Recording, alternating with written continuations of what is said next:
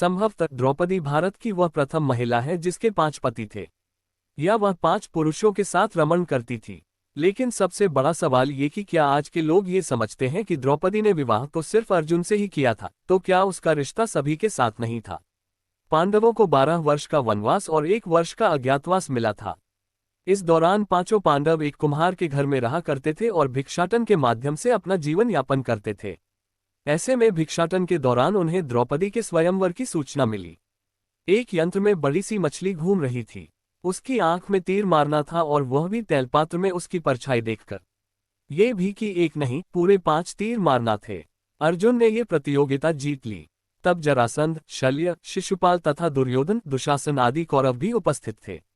उस दौरान बहुत विवाद हुआ क्योंकि पांचों पांडव ब्राह्मण वेश धारण कर पहुंचे थे। लेकिन श्रीकृष्ण के दखल से आखिर द्रौपदी का विवाह हो गया। पांचों पांडवों से उसका विवाह कैसे हुआ या पांचों पांडवों की वो पत्नी कैसे बन गई, यह बहुत लंबा किस्सा है। कहते हैं कि द्रौपदी अपने पिछले जन्म में बहुत सुंदर युवती थी। सर्वगुण संपन्न होने के कारण उससे योग्य वर नहीं मिल रहा था, इसलिए उसने भगवान शंकर की तपस्या की और तब शंकर जी प्रकट हुए। उस समय द्रौपदी ने हड़बड़ाहट में 5 बार वर मांगे, इसलिए उसे शिवजी के वरदान के कारण इस जन्म में 5 पति प्राप्त हुए। जब भगवान शिव ने द्रौपदी को 5 पति प्राप्त होने का वरदान दिया था, तब वह भी ये जानते थे कि उसे अपने 5 पतियों के साथ पत्नी धर्म निभाने में समस्या होगी, इसलिए उन्होंने द्रौपदी को ये वरदान भी दिया कि वह प्रतिदिन कन्या भाव यानी कौमार्य को प्राप्त कर लेगी। इसलिए द्रौपदी अपने 5 पतियों को कन्या भाव में ही प्राप्त हुई थी। हालांकि कहा जाता है कि संतान को जन्म देने के लिए भगवान श्रीकृष्ण ने उसे ये सुझाव दिया कि हर साल वह पांडवों में से किसी एक के साथ ही समय व्यतीत करे। साथ ही जिस समय वह अपने कक्ष में किसी एक पांडव के साथ हो तो उनके कक्ष में कोई और पांडव प्रवेश न करे। यदि कोई पांडव ऐसा गलती से भी कर लेता है तो उसे 1 वर्ष का देश निकाला भुगतना होगा। माना जाता है कि द्रौपदी, जो 5 पांडवों की पत्नी थी, 1-1 साल के समय अंतराल के लिए हर पांडव के साथ रहती थी। उस समय किसी दूसरे पांडव को द्रौपदी के आवास में घुसने की अनुमति नहीं थी। इस नियम को तोड़ने वाले को 1 साल तक देश से बाहर रहने का दंड था।